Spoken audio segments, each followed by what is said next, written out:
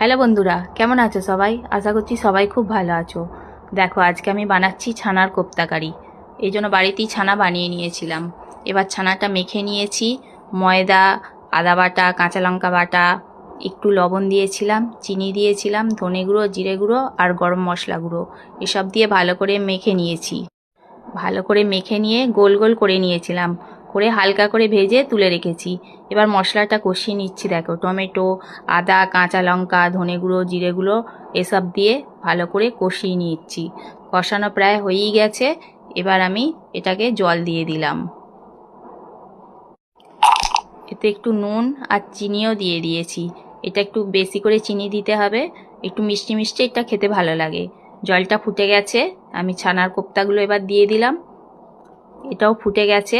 এটা অল্প কিছুক্ষণ হলেই হয়ে যাবে, এটা বেশি ফোটাতে হবে না। এগুলো খুব নরম হয়। দেখো, প্রায় আমার হয়েই গেছে।